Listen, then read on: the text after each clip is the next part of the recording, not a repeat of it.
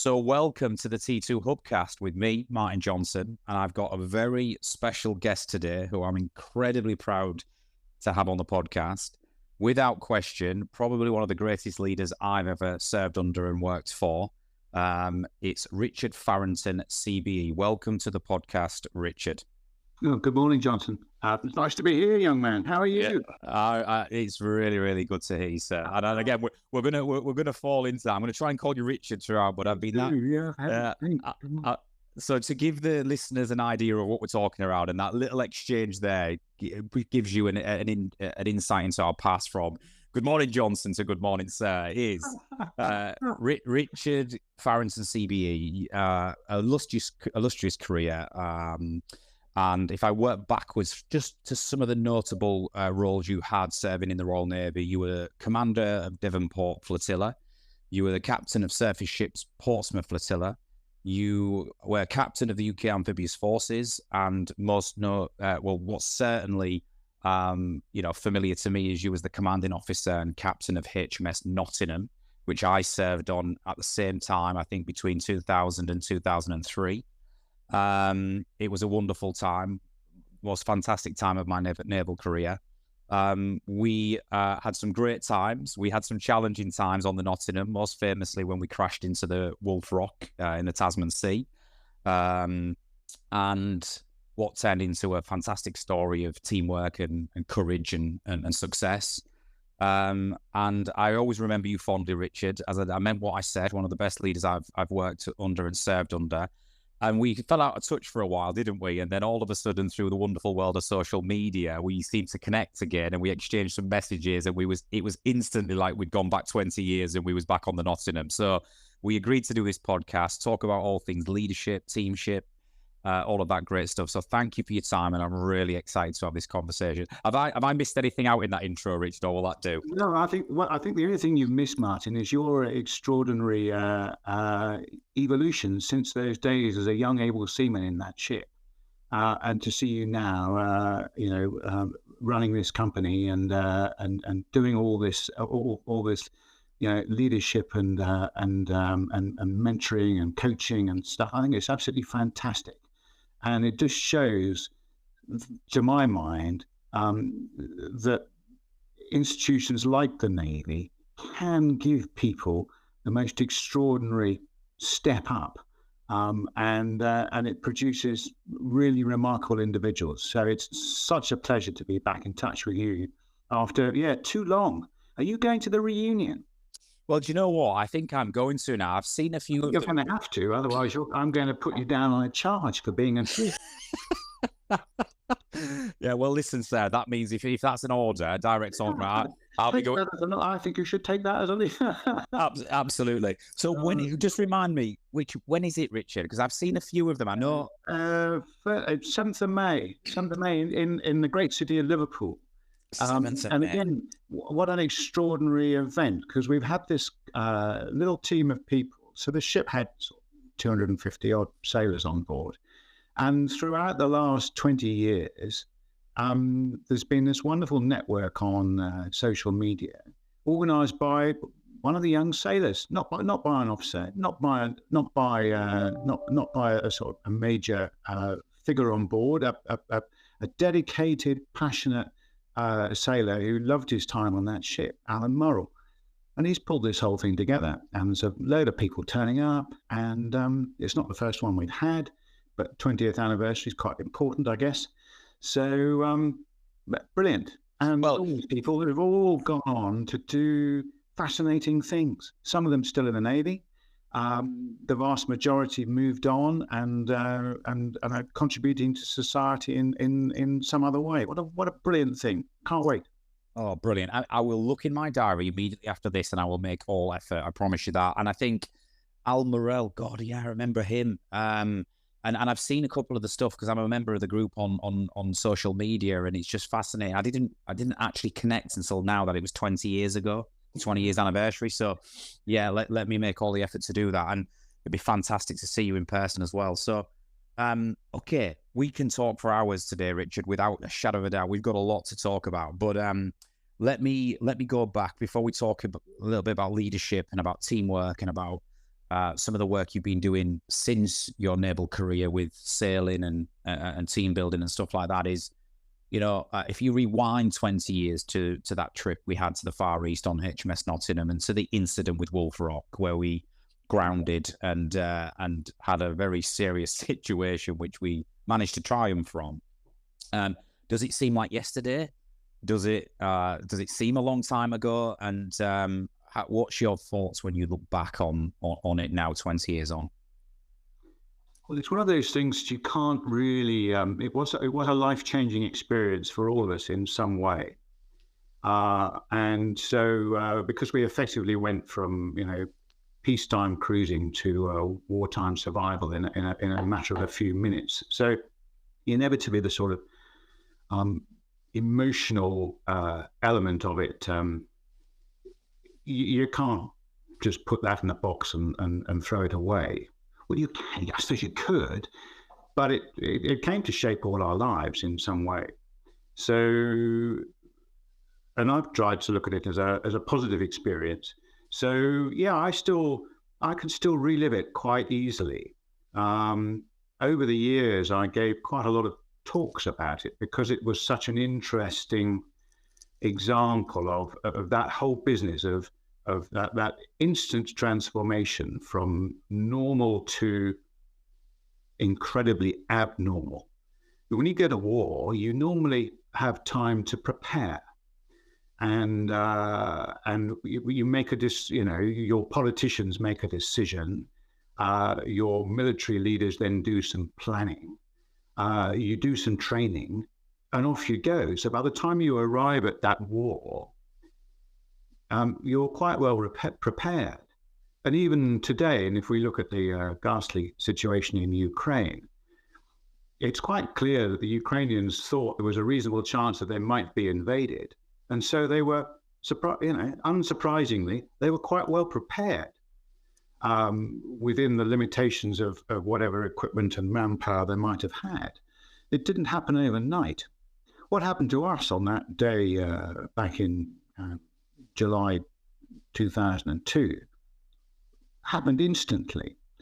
And so the way people react and reacted at the time is bound to be slightly different as a result. But at the same time, Martin, and I'm sure you'd agree with me, well, I hope you would, there was quite a bit of preparation for that. We knew what to do. Surprisingly, we had roles, we practiced damage control. We practiced. We hadn't done it. Not many of us had done it for real. We had some guys on there who'd been in the Falklands campaign, and a good friend of ours, Terry Lendrum, was in Coventry when she sank. So there were guys around with some real practical experience, but people like you and I had just done the training. Well, you see, in the training, didn't we? We would have damage control exercises quite regularly. And one of the things I remember was during the course of that long night, a young lad saying, "Course service is just like the training, isn't it? Except that in the training, the serial ended at 4 o'clock and we all went for tea. And this is still going on. When do you think it will end?" Well, I don't know, mate. Yeah. When we get rid of the water. So a fascinating sort of. So yeah, does it stick with you? Yes. Do you put it in a box? Sort of. But I draw on it, Martin. I draw on it. And I found it to be a very interesting sort of case study in leadership, management, teamwork, communications, all those sorts of core skills that actually people need all over the place. Yeah. And yeah, as you're talking there, Richard, I connect with one thing. I talk a lot in the work we do with our organizations and clients around the power of repetition is the way to become very competent at something. And I remember that trip, right? For the first 4 months of that trip, 3 months of that trip, I'm part of the damage control and fire control party. So we're doing endless exercises, if you remember, every day at sea for exercise. And I'm having to don my gear, run to the place of incident, pretend to be in this situation. And I've got to admit, at times, certainly if you've been on a run ashore the night before, you don't want to do it, right? You just don't want to do it. Yeah. And I remember I was barely 19 years old on that deployment. And I remember when we grounded and we hit the rock, and I was actually sat in 3 Echo Mess. I was part of 3 Echo Mess. So I was just come off watch in my overalls with another playing on the PlayStation. I think we was playing FIFA or something. So I was directly above where we hit.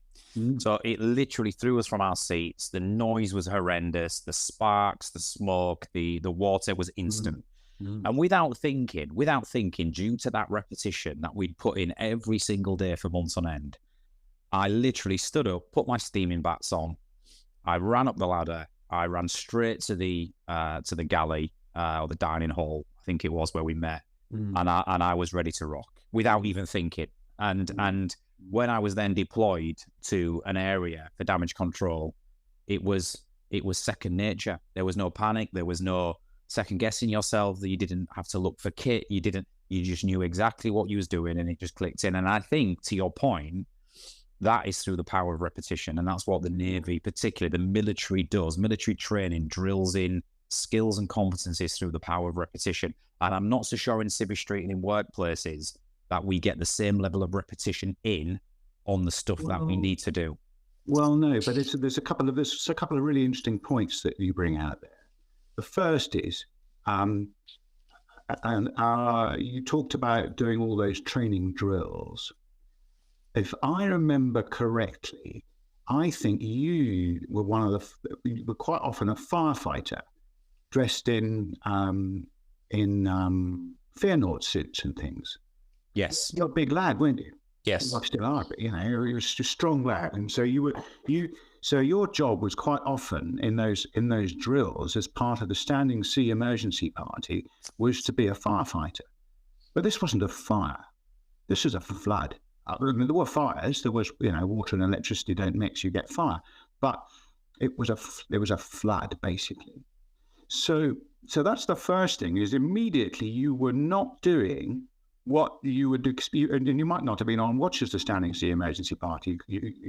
So you would go as an extra to be deployed wherever was required, and that's why you went to the dining hall. The second thing is, you knew your way around that ship pretty well because you'd been there quite a lot. So you became very familiar with the way it worked and how it was laid out. You weren't necessarily an expert in any of the individual pieces of equipment. You were an expert in your particular field. But so, and a ship, the ship is like I often think of it as being a bit like a piece of theatre. There's all kinds of people required to put on a play at a theatre. There's actors, there's lighting people, there's makeup artists, there's the chap who who makes the program, there's the chap who sweeps who sells the ice cream at the interval. They're all part of making that piece of theatre come to life when you as the audience go and sit there and you're transported. Well, a ship's the same. There's chefs, there's engineers, there's gunners, there's people who steer it, there's navigators, there's all those various roles. And we've all got a pretty good idea of what everybody else does. And in a theatre, you need the lights to go on at the right time. You need the actor to step out and say his lines at the right time. You need the stage, the set not to fall down. All those things need to happen. They all rely on each other. And as a result, you have this piece of magic for an hour and a half when you go to the theatre. Well, the ship works the same way. So in that case, there you were, Martin, and you got out of your mess deck at sort of 10 o'clock at night. It was 3 minutes past 10, for those who are counting. And off you went. And you knew the people around you. You knew what their roles were. You knew what you thought you probably knew what your role was going to be. But I remember we put you into the after engine room. Yes, you did. Yeah, that's right. Not your comfort zone. You were a gunner, weren't you? Yeah. So you'd have been on the upper deck with small caliber weapons or something like that. So putting you in the after engine room was immediately sort of out of your comfort zone, except that you might have been in there on an exercise. You might have been in there you'd have certainly been in there for familiarization. You'd have certainly roughly known your way around, but it wasn't your place of work. We asked you to go in there, and I remember you went in there with Guy Ritchie, didn't you? Yes, I did. Yeah, that's correct. And who was leading hand? So he was your boss, and you're both gunners. So there you were in Dante's Inferno in the engine room, shoring up a bulkhead to stop water coming through from the other side. I don't know did you know how much water there was on the other side of that bulkhead? No, I didn't, and so I think as well. Well, the compartment next door to it was full. Yeah, and the bulkhead was not designed to keep water in; it was designed to keep water out. So you were on the wrong side of a potentially a rather unpleasant situation. Well, I don't know if you remember this, Richard, but the next day, once we'd stabilised the ship and we were having to sort of deal with the fallout and the media and the aftermath, you got a group of us, I think, on the upper deck, on the flight deck, just to say a few nice words of praise from the efforts of the night before. And you said to me and Guy Ritchie, leading seaman Ritchie, you said, guys, did you know how much, when I put you down in that compartment, do you know how much water was in the compartment behind the wall, behind the bulkhead? And we said no. And you said it was at the top. Yeah, it was. And you said to us, if that bulkhead had give way, we'd have lost it, and who knows what would have happened to you two. But you said to us, with a little bit of a typical bit of humour that you had, you said to us, but I didn't want to tell you at the time, because you seemed like you was having a jolly good time down there. And it was almost like you could see the seriousness, but we were blissfully unaware, on the other side of the bulkhead. That's a very interesting thing from a leadership perspective, isn't it? Is over time you became aware of just how serious the situation was. Now, the guy making the first decision, probably me, I suppose, and making all those decisions, how much information do you need to make a decision? Do you know what I mean? It's quite an interesting sort of issue.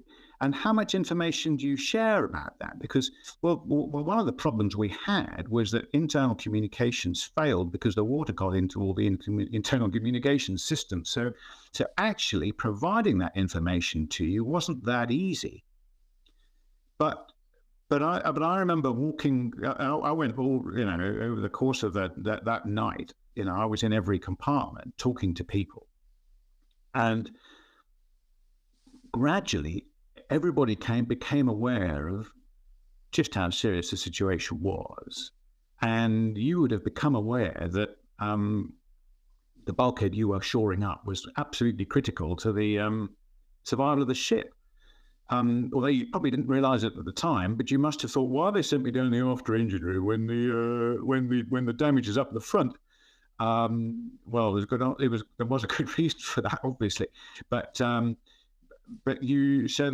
was a fascinating sort of piece for you as a young lad, and leading seaman Ritchie, who was the two of you, he was the man in charge, if you like. With a bit more experience, and between the two of you, you did a cracking job, but you didn't quite know the scale of what was going on. It must have dawned on you. When did it dawn on you? It dawned on me. I'll remember this significantly.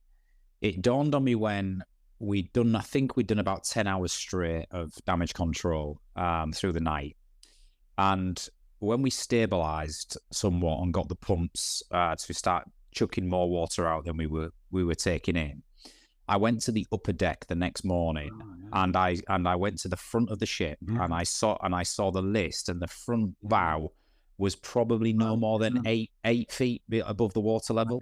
It was extraordinary, wasn't it? You always walked up onto the bow of the ship, and I remember that at dawn, walking up there, and you walked down to the bow.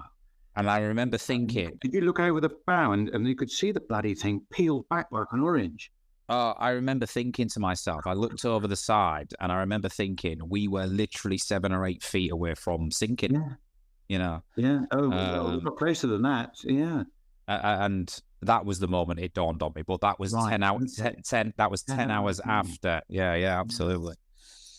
So But when you were sitting in that compartment, you know, and your job was basically to, because the bulkhead had it's probably started life as a watertight bulkhead, but over time, you know, modifications, you know, hatches were put in it, you know, holes were cut in it for various bits and pieces. So you had to put wooden shoring in, and I remember we told you to put bedding in there too. yeah, the reason we did that was because you guys got bedding from your own bloody mess deck. I'd have gone to somebody else's mess deck for bed. Well, I remember we were shoring up the big parts with the wooden, you know, with the wood.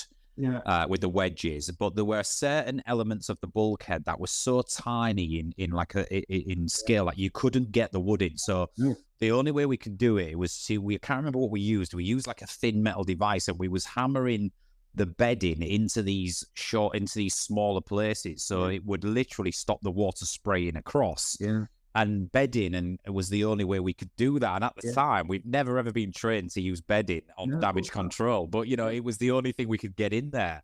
And yeah, so despite all that training, people were still innovating heavily. But I would say you were drawing on your experience and common sense and all those other sort of life skills that you guys had accrued over, you know, your short 20 years of life. This guy was a bit older than you. I suppose he was late 20s, probably. Yes. Yeah. But you know, you were young. You were relatively young guys. And there was obviously some more experienced people like me around. But people were people were doing things that they'd not done before. Because it was, we'll give it a go. It might work. Yeah, what's the word? Well, I also think, Richard, there was an element of there is no option. We're in the middle of the Tasman Sea, 500 miles from anywhere. The sea state is rough. Yeah. It's the middle of the night and pitch black. Yeah, we coming to help. Yeah, nobody's coming to help. We have no option but to keep this ship afloat, and I think that was the mentality. It was.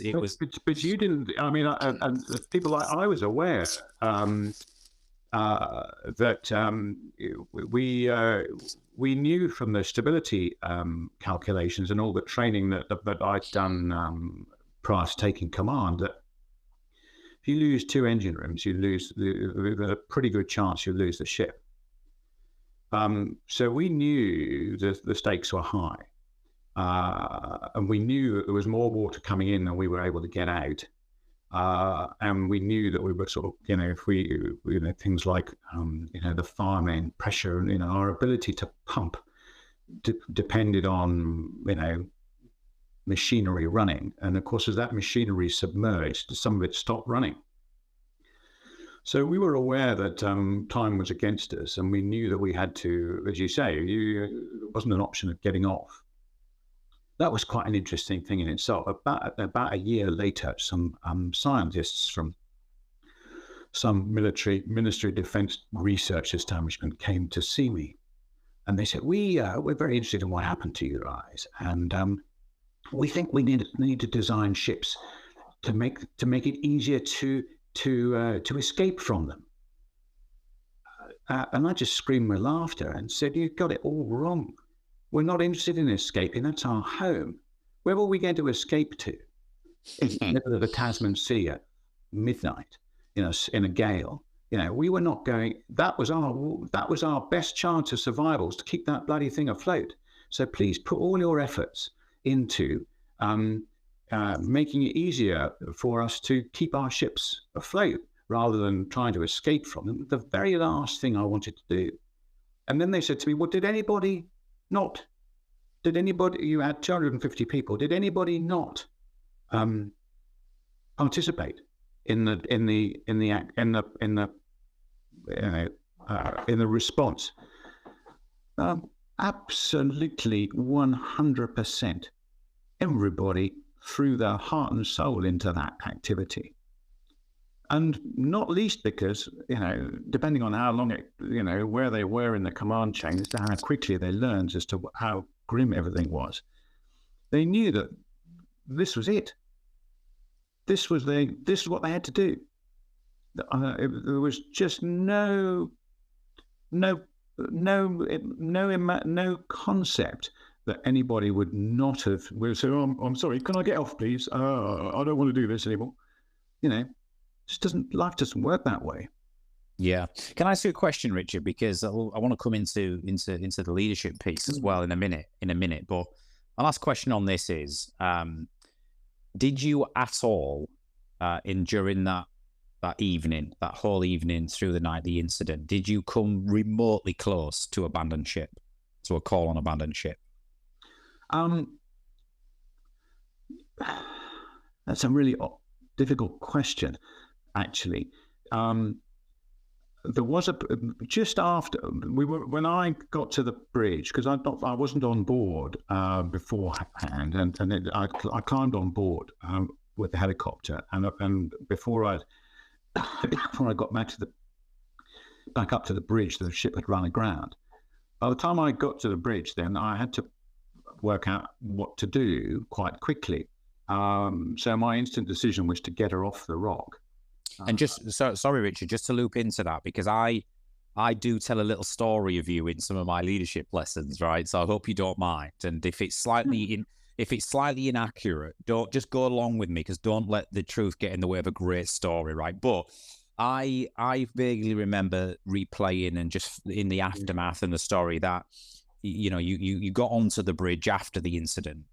There's alarms going off because all of the water's coming in. So all the alarms are going off on the bridge. It's noisy as hell. People are panicking, running around, having conversations, looking at maps. It's all a bit chaotic when you first arrive on the bridge.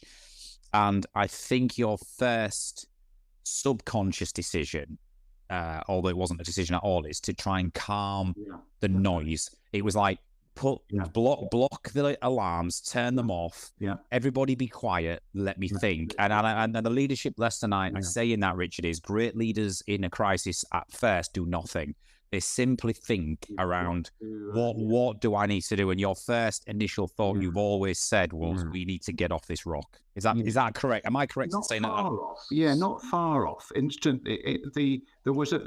a very slight adjustment to that. When I got to the bridge, I got there just before the alarms started going off, because it took a while for the water to sort of penetrate to those areas where it set the alarms off. So my arrival on the bridge sort of coincided with Bedlam starting.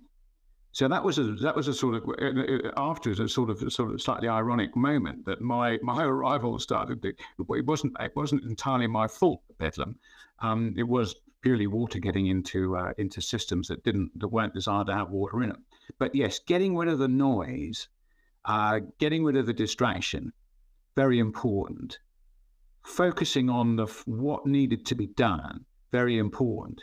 But I could not wait for a full assessment of the damage. I had to make a quick call, because I knew that the tide was dropping. And so I knew that the longer we stayed on the rock, the more difficult it would be to get off it. And I felt instantly that I just knew from my experience that if we stayed on there was a good chance the ship would break her back on there, and then we would all end up swimming anyway. So the interesting thing here, Martin, is about, how much information do you need to make a decision, a strategic decision? Because getting off that rock was if you like, in a business case, that was a pretty important strategic decision. But I made it. And then the next thing that happened, we can talk about getting off, because that was quite interesting in itself. And getting off caused a bit of more damage. And that's why you ended up in the after engine room. because one of the when we came off, we broke off a stabilizer which was in the forward engine room, and this stabilizer, like a big rudder thing, and it made a big hole in the forward engine, which is where all the water came in. So the damage in the forward engine room was secondary, Right. caused by coming off the rock, but we had to come off. As soon as we came off, the ship started to list. In fact, I thought it was going to roll over. And that, you asked me, did I ever think about abandoning ship? As I stood on the bridge wing and then came clear of the rock and she started to roll over, I had a very dark moment where I thought, I've got this wrong. We're going to roll over. All my boys, how am I going to get them out? Where am I going to jump to? Where's my life jacket? Where am I going to... Shit, have I got this wrong? That was the only moment when I seriously thought, and it lasted, I don't know how long it lasted. It didn't last more than a few seconds, but it felt like an hour. And I remember walking back into the bridge, and by then it was stony silent, and they were all staring at me. And that was interesting. Wow. You know, what we're going to do now, sir? Oh, Christ. And then that, I've spoken about this a little bit before. That's the loneliness of command. All those people staring at me, and me just thinking, having just got a grip of myself, thinking that the thing was going to roll over and I was going to have to go swimming and my boys were going to drown. And then she went over to about 10 or 15 degrees, which doesn't sound a lot, but I can assure you it's a long way. And it feels pretty scary. But she didn't go any further. She stopped at that. And so when I came back in, I was thought, right, okay, well, we've got to get ourselves... what I was planning to do actually was to run her aground, but on a beach of my choosing rather than a rock that just happened to be in the way. Because I thought if I put her on a beach, then she won't sink. Do you see what I mean? Yeah. You know, she'll just sit there. If she fills with water, well, we can stand on the top. But around the rock, the water was deep. And I knew that if we sank near the rock, then we would sink. So I needed to get to shallow water. So that was my sort of... So now abandoning ship, I didn't want to do.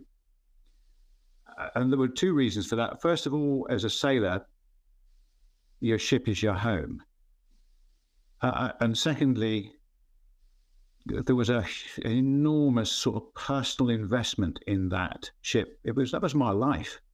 You know, I'd spent 22 years in the Navy by that stage. All I'd ever wanted to do was drive a destroyer.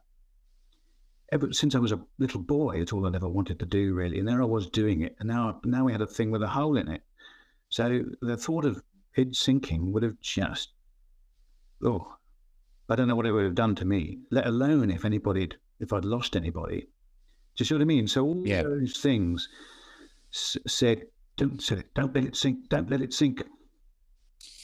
Don't abandon it. You know, there was just it's an extraordinary thing, Martin. It's quite a difficult thing to compare to civilian life, where there aren't many decisions that you make which have such profound consequences.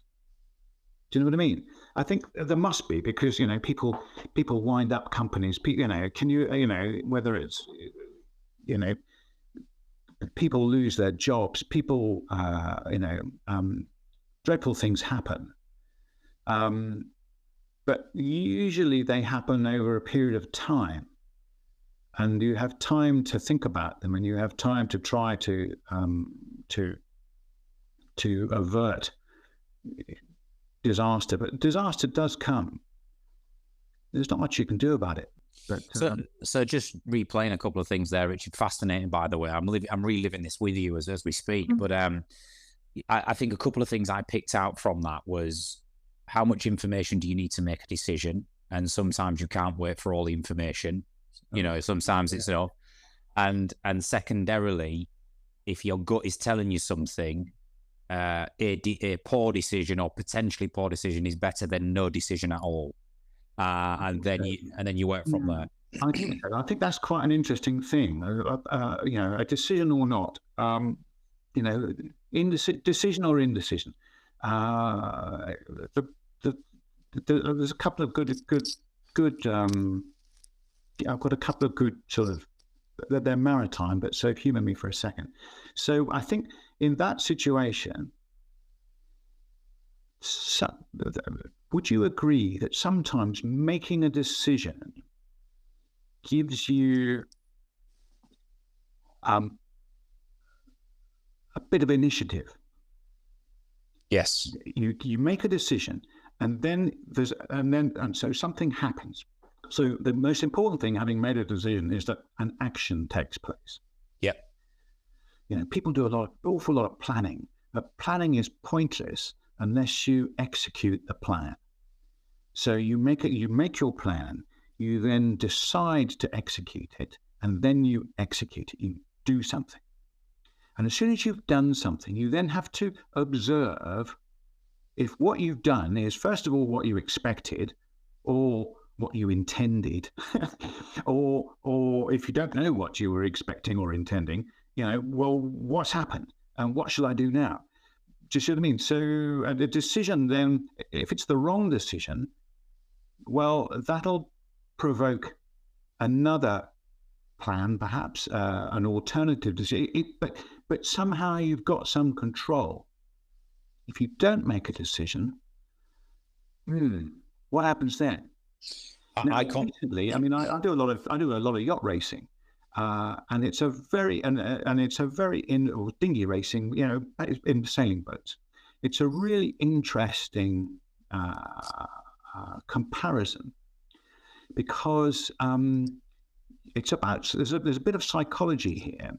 So you've got two boats that are broadly going at similar speeds. So, let's say they're pretty much identical.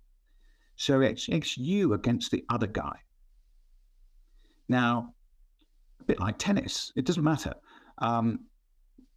where you place the ball on the tennis court. Are you going to make him run, or are you going to try? Do you know his backhand's not very good? What is it that you've worked out? Is he carrying a bit of a limp? What is it? Well, in a boat. Wow. Do I attack now? Do I cross his bow? Do I put him under pressure? Do I do something he's not expecting? How do I gain an advantage? How do I put him off? Because that's what I'm trying to do, because I'm trying to win. So in a race, you're trying to win. In the situation we were in there, were we trying to win? First of all, we were trying to survive. But ultimately, we were trying to win. We just didn't quite know who the enemy was, or who the opposition were, or who had all the cards. So we had to try things to try to work out what the boundaries were and what cards the other guy had. In that case, the other guy had an awful lot of water and some holes in the side of our ship. Do you see what I mean? It's quite interesting sort of business about deciding or not deciding. And in a race I was in the other day, we were crossing. We were going to cross about a matter of a few feet ahead of the other boat. Now, if we crossed and then and we were on different tacks, so if we crossed and then turned to go the same way as him, would we have made his situation better or worse? Or should we go before we reached him? Should we cross him? Should we let him go ahead of us? What should we do? And once or twice we made a decision, and a couple of times we didn't make a decision and we decided to wait.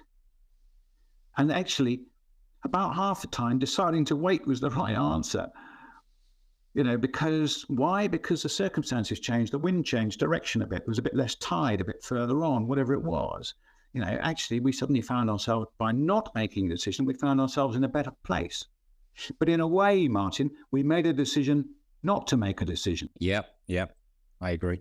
And that was an interesting thing in itself. And I can remember, it was only last weekend, the weekend before last, we were racing. And in two, with the same boat, twice we crossed with them. We beat them in the end, you'll be glad to know. Stan. On the first time, we decided to tack early, and we said, "Oh, good decision to tack early," pleased with ourselves. And on the second time, we did it. And I wanted to go, and my friend who was driving said, in fact, my daughter was driving, but my friend is a tactician. There's three of us in the boat. They decided not to go, not to make a decision. And I was, well, I should have made a decision. But of course they did. They made a decision not to make a decision. Really interesting issues. Yeah.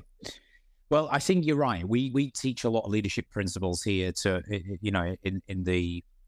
in the commercial sector, public sector, even in the sporting world. And you're absolutely right. If there is no decision made consciously, then it never leads to actions, which never leads to outcomes. You're just procrastinated in no man's land. You're at the mercy of the elements. Whereas when you make a decision, good, bad, or indifferent, that instantly leads to actions which will drive some form of outcomes. And if it's a good outcome, great, we keep going. If it's not, we'll learn from that outcome and make another one. But we sort of have this overarching saying, which is the reason decisions are important, good, bad, or indifferent, is because there is nothing more powerful than a decided mind in psychology, because it instantly thrusts you into a series of actions and outcomes. And I think that's, if you don't mind me saying so, that's what you did remarkably well on that evening. You made calls, decisions, and when you looked over the side of the ship and you think, shit, I've got this one wrong and we're all about to go swimming. I can imagine that your relief 15, 20 seconds later when that wasn't going to be the case. When I wasn't any wetter. Oh, an interesting link into that though, Richard. You don't probably remember this, but you maybe do. So I got deployed from the dining hall to go to down to the compartment, and the instruction from the buffer, I think, was you have to go and have your life jackets on you in case, we need life jackets on or around our waist, ready to deploy. And I said, there's no time for that. And I, because mine was in echo mess, probably swimming at this point, right? Inflated by then, yeah, inflated, right? So I said, there's no time for that. And I went straight down. And then about 3 hours into it, once we started to realize that actually we might have a chance and get on top of this stuff, I think he must have told you, because you popped your head in and went, Johnson, go and get a life jacket. He said, at least have one round your waist or something. And so in the end, I went, no problem, sir. And then you went on to the next compartment, and I carried on anyway. It was like, but it was the last thing on my mind to go run and get my life jacket. There was no time, it was like, let's go. But yeah, it's awesome. So in all of that, I think decisions are so important. And it's an interesting observation you made. Decisions lead to actions. And sometimes your decision not to make a decision is a good one, right? As long as it's conscious and as long as you've followed that thought process, it's where you're just rabbit in the headlights, unsure, in a state of panic. That's not the place to be in any leadership position, is it? It must be a bit. I've never been a very good chess player, but I think there's quite a good analogy there as well. If I do this, then what happens next? And sometimes that decision not to do something means, okay, well, I know that the things are going to continue as they are then, or I know I'm not made a decision because I can see how it's going to unfold. And I think that I can make a better decision when it's unfolded a bit further. But sometimes if you don't quite know how it's going to unfold, maybe that's the time to make a decision. Maybe because you want to force the action in a certain direction.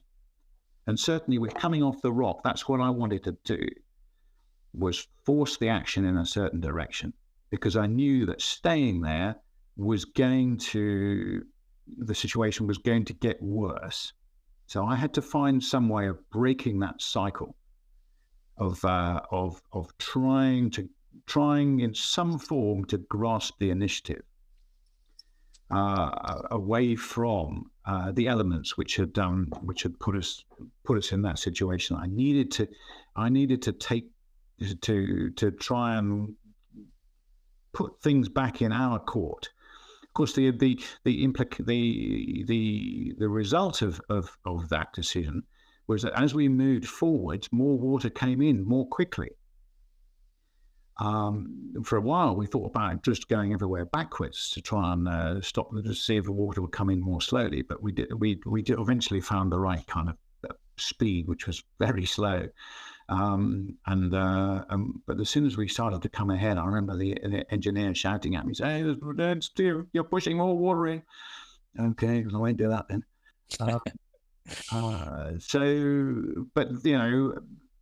But what was interesting, Martin, is having made that decision, and I then told the sort of leadership team what that decision was and what I was going to do, they then focused their efforts on informing that decision. Do you see what I mean? So they didn't just react to it. They also provided useful supporting information because they knew what the plan was. So I think there's a key feature here, which is that you've got your team, whether it's just the two of you in deciding to use bedding in your compartment, or the command team trying to work out, what were we going to do, where were we going to do, where were we going to take the ship, and what were the priorities. Right, we got off the rock. Plan A is we'll look for somewhere to beach the thing so that if we can't stop the water coming in, at least we won't submerge beneath the waves. Right, okay. And then the team, the guys around me, the guys, the other sort of heads of department and engineers and people, leading teams trying to stop water coming in, all fed information into the process so that we knew, okay, well, we think now that it'd be at least 2 hours before we sink. Okay, well, that gives us 2 hours to find somewhere better to put the ship. And as the 2 hours then turned into 3 hours, we thought, okay, well, let's not ground it straight away. Let's find somewhere where we can anchor, where the water's deep enough to anchor, but shallow enough so that if it does all go bad, we don't disappear beneath the waves. Do you see what I mean? So information then, the team then turn their efforts to, first of all, their primary jobs, but secondly, informing the command decision and the command aim on what it was we were trying to do. Boss needs to know this. Doesn't need to know that. Right, tell him this. Do you see what I mean? So that was quite an interesting sort of piece of how the team works together. And so over the next few hours, we got a better understanding of the extent of the damage and our ability to control it. And we knew, so that's why you were then deployed into that compartment to contain the water. You weren't going to pump the water out of the forward engine room, but you were going to stop it from spreading any further, because we knew that was the sensible thing to do. Took us a bit of time to work that out, but probably, once we knew what the plan was, then everybody could adjust to it. Yeah. So I'm going to now take you back from this whole incident, and this is something you may not have thought about, Richard, but I meant what I said around you were definitely the best skipper I ever had and one of the best leaders I've ever served for. And let me tell you why. Because I have this saying in leadership where I think great leaders, they build up their credits with their teams and their people, and it allows them and earns them the right to command when the moment's needed. And if I rewind into, before the incident, through the whole deployment, through the ship's refit, through the previous, deployments, I think you as a skipper who was incredibly in touch right down to my level. You, from the minute I joined the ship, for example, you came to support the rugby. I played rugby and you came to support the rugby. And I think early doors, our PTI at the time was not really a rugby guy. And he sort of was looking for somebody to take the rugby team on. And I think you said, Johnson, this deployment, you're going to run the rugby team. And I was thinking, I'm 19. These guys are 40, 30. How am I?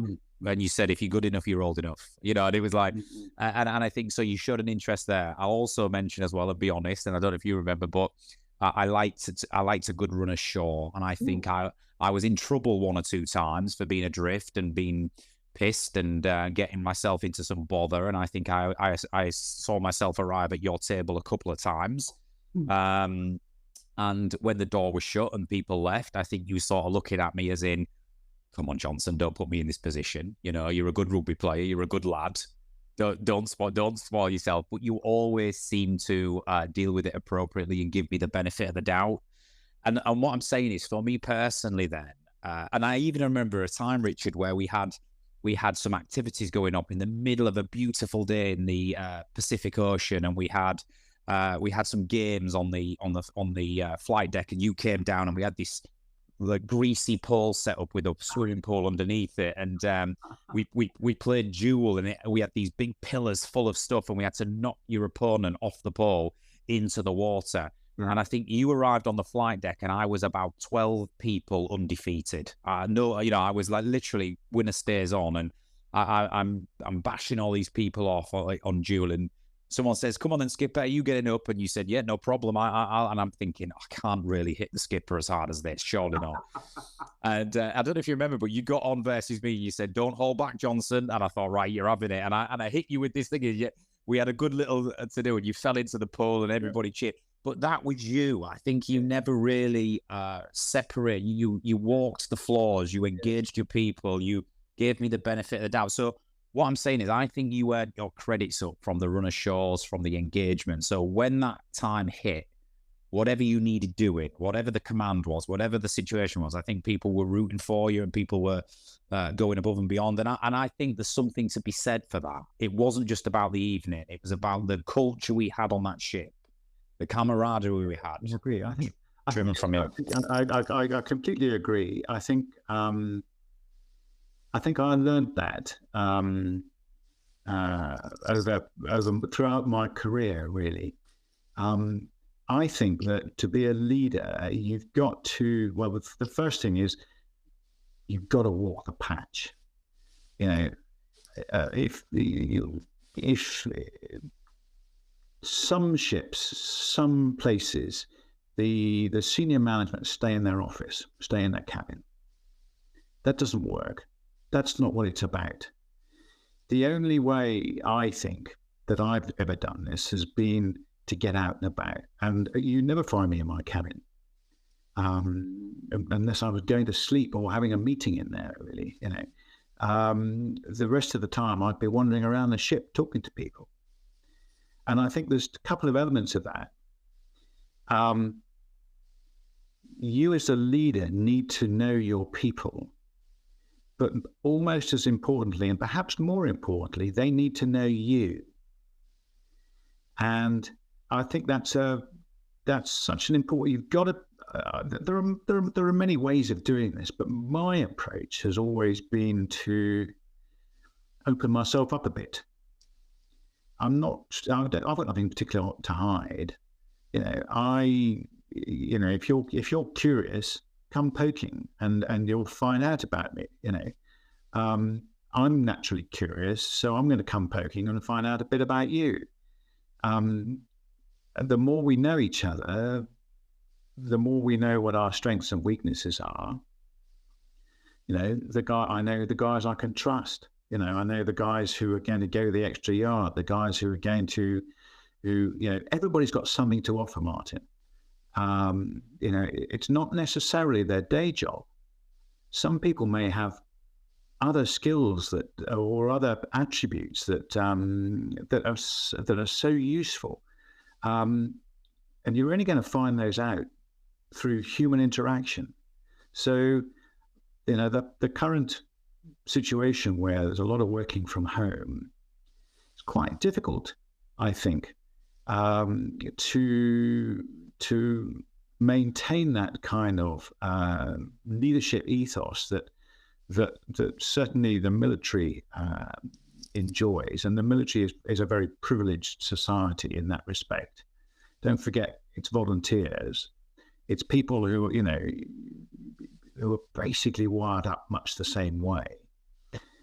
You've got to be slightly odd if you want to go to sea for a living. Well, therefore, we're all much, we all decided we were going to go to sea for a living. So the 230, 50 people on that ship were all pointing in roughly the same direction.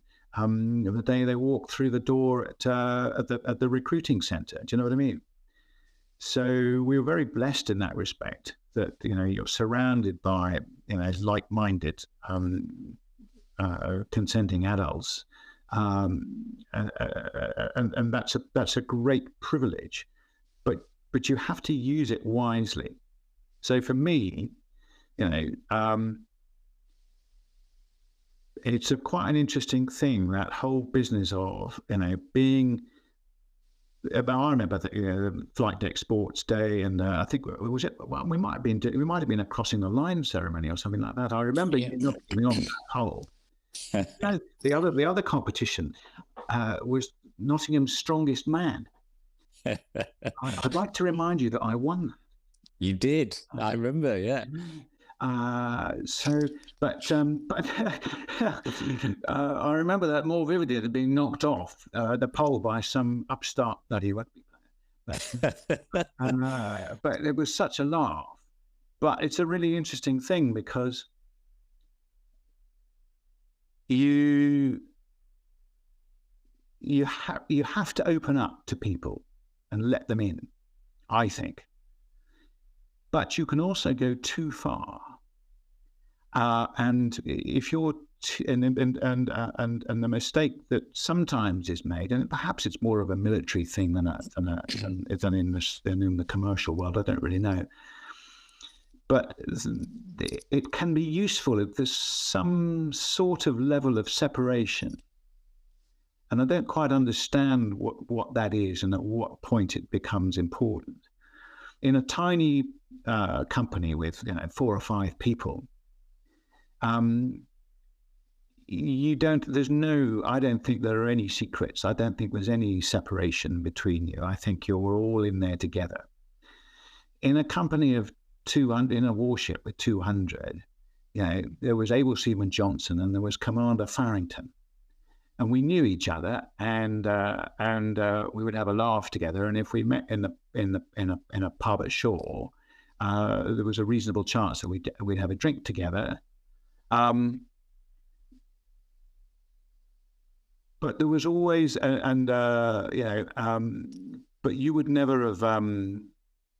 probably never have called me Richard. I might have called you Martin, but on board the ship I wouldn't have done.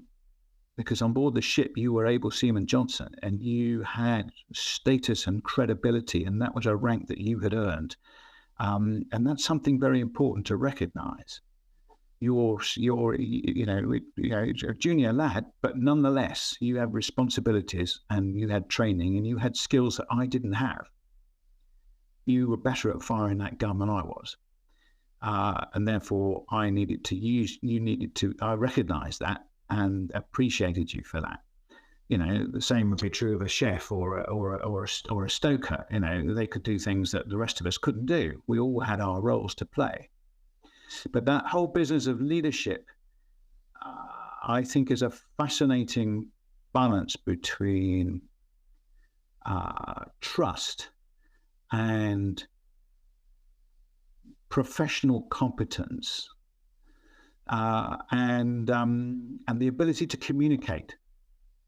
Perhaps the most important skill of the lot, don't you think? Communication? For sure, yeah.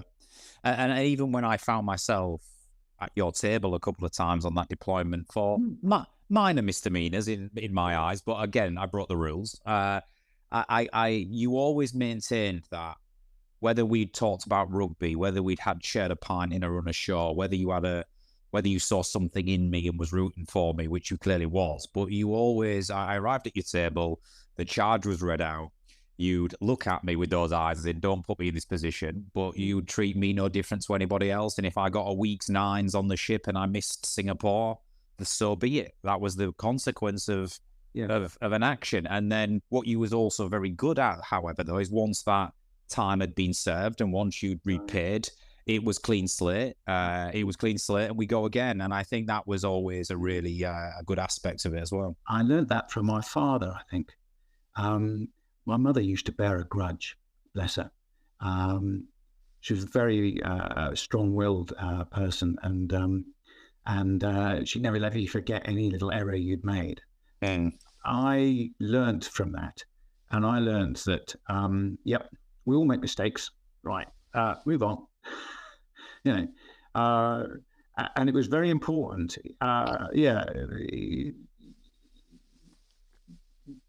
Every organization, every ship, every commercial organization has characters, you know, and you want characters. God forbid it's a sausage machine. You want people who are going to be individuals, and sometimes that meant that you overextended on a run ashore and had too many beers or whatever. Well, okay. This is the B. You have to be absolutely straight. You can't show favoritism, but you can encourage, and that's an important distinction, I think. And so for me, encouraging people to proceed where they're doing well is the most important thing. Yeah, you were quite a good rugby player, so it encouraged you to do that, and that then brought dividends in other areas because your confidence there and your confidence, then allowed you to develop your professional skills in other areas, and your ability as a team player, not just on the rugby field, but on the night of that incident in the after engine room and wherever else we employed you. Do you know what I mean? All these things fit together. So encouragement is a critical piece of the whole, and discipline for me. A lot of people talk about the armed forces awfully disciplined. No, it's not really this. It is discipline, but what it is fundamentally is a set of rules about how to live together in a very confined, very concentrated environment. So that discipline involves everything from how you fold up your kit to put it into the world's smallest possible locker, to the way in which you wear your uniform, or the way you march, or whatever it happens to be. That's all. It's not there as a pain in the arse. It's there as a code of conduct, which helps you to live cheek by jowl with your fellow man in an unfamiliar, uncomfortable environment. And still thrive. That's all it's for. Is it? Yes. So what happens when the ship's sinking and we say, right, Abelsim Johnson, I want you to go down the after engine room in the full knowledge that I might have been sending you down there, and I might never have seen you again because the compartment might have flooded. I remember that killing the club swinger who was in Spud Murphy. Spud Murphy, yeah. So ship's diver. And we worked with down in 3 Foxtrot mess underneath the ops room was the machinery conversion room, and it was full of water. But he knew we thought we knew where the water was coming in. We were about to shut the hatch on it and abandon it. He volunteered. He said, "I'm a ship's diver. Just let me get in there with my kit on. Put the lid on. I'm gonna stay in there for 20 minutes." And I can stop the water coming in. I stopped him. I wouldn't let him go. I wouldn't let him do it because I just thought that was going to, the risk of losing him and drowning him was too high. And it was not essential. But he was prepared to do that. He had the confidence. He had the skill. He thought he had the skills. I'm sure he had the skills. And he was certainly not short of bravery, but it wasn't necessary. I think he wasn't disappointed when I told him that he wasn't going to do it, but it inspired the people around him.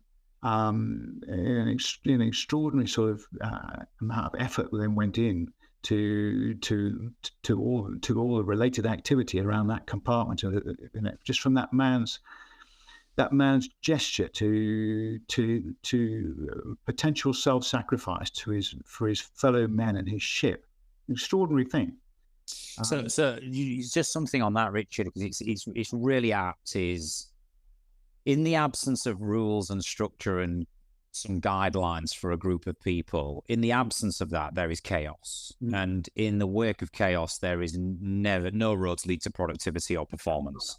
So what you sort of say in there is what the military get right is they have a code of conduct, a set of rules, a governance structure, some non-negotiables that everybody buys into. And because of that, we can operate in a sort of environment of order or relative order. While still being able to organize and flex and move ourselves accordingly. And I think therein lies the balance, doesn't it? That's what you can work with. And if organizations or any teams can have some non-negotiable order that everybody buys into, and you can leave room to be agile and flex and move. Absolutely. That's the sweet spot, isn't it? It is. And yeah. Because those rules are, they're there for a good reason. And I think you as the leader then have to judge where some departure from those rules has value or not. And back to the sort of, boring bits of discipline. I think it was, I wanted to make sure that on that deployment, people went and had memorable adventures in foreign countries, and so off you go. So encouraging you to go out and have a good time was an important thing. But there was also a sort of an element of self-limitation, self-control required. So, don't cross the line, Able Seaman Johnson. You know where the line is. You know that I will enforce that line, and you know why it's there.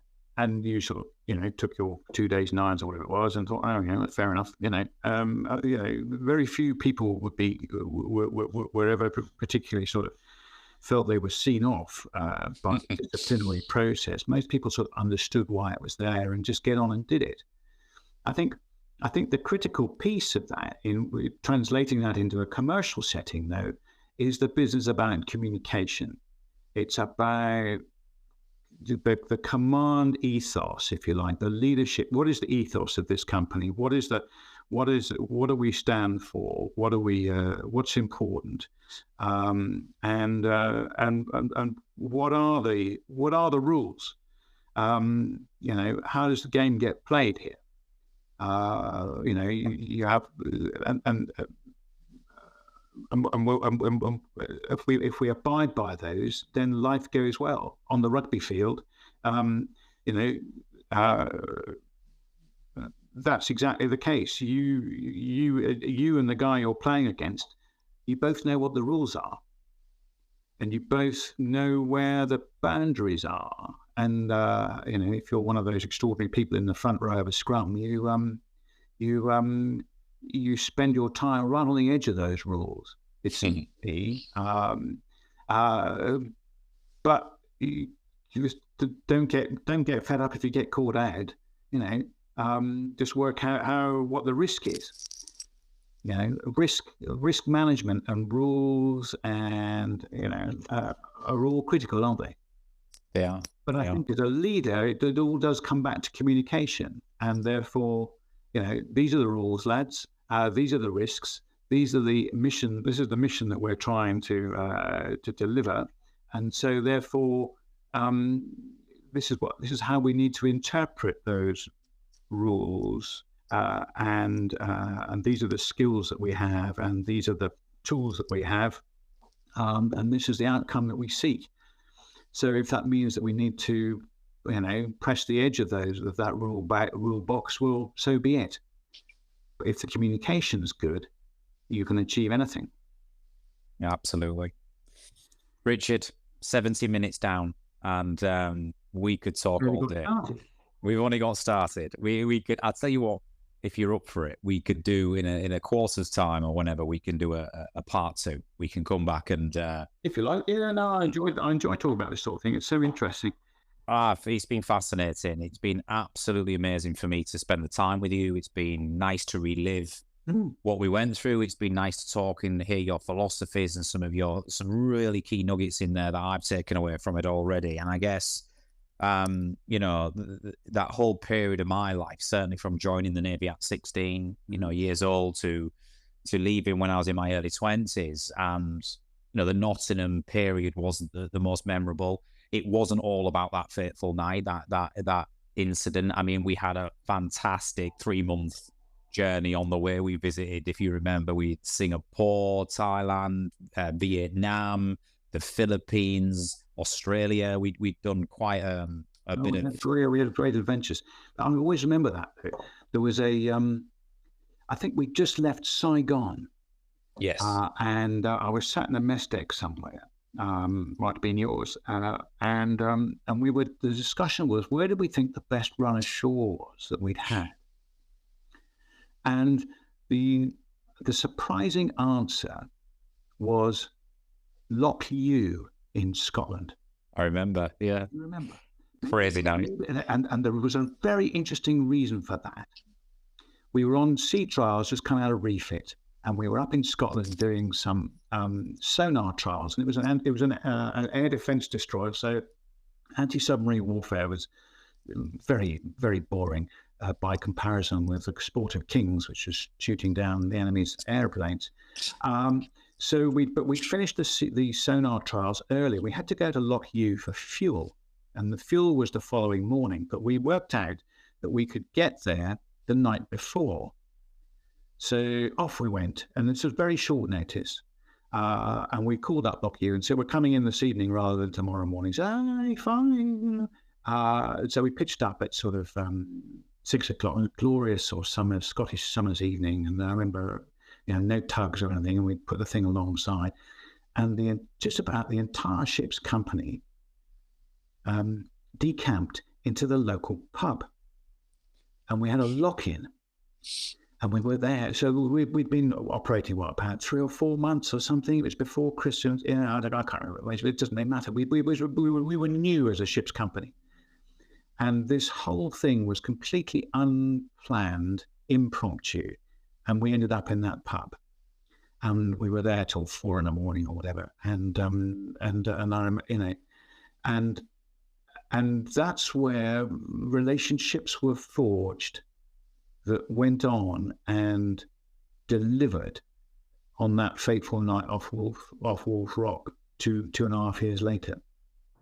I agree. I think I returned to the ship in Scotland. I think I returned to the ship after that evening with slightly less clothing than I turned up in. Yeah. It was extraordinary. And for most of us, and that's where we formed those lifelong friendships across the ship's company. And the whole thing was completely unplanned. Yeah, they're the best ones. We made it up as we went along. There wasn't obviously there was a plan, but it was an original plan. And we literally made it up as we went along. And I remember the following day feeling a bit shabby.